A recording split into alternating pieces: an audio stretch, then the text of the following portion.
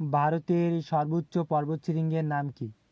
কারাকোরাম পর্বতের গডিনস্টিন বা কেটু। কারাকোরাম পর্বতের অপর নাম কি? কৃষ্ণগিরি। হিমালয়ের সর্বোচ্চ শৃঙ্গের নাম কি? কাঞ্চনজঙ্ঘা। ভারতের দীর্ঘতম হিমবাহের নাম কি? কারাকোরাম পর্বতের সিয়াচেন হিমবাহ। ভারতের উচ্চতম মালভূমির নাম কি? লাদাখ মালভূমি। ভারতের বৃহত্তম মালভূমির নাম কি? দাক্ষিণাত্য মালভূমি। ভারতের বৃহত্তম লবণাক্ত হ্রদের নাম কি? রাজস্থানের সম্বর হ্রদ। ভারতের উচ্চতম লবণাক্ত হ্রদের নাম কি? প্যাংগং হ্রদ। দক্ষিণ ভারতের সর্বোচ্চ শৃঙ্গের নাম কি? আনাইমুদি। কাশ্মীর উপত্যকার ধাপযুক্ত ভূমিকে কি বলে? কারেওয়া।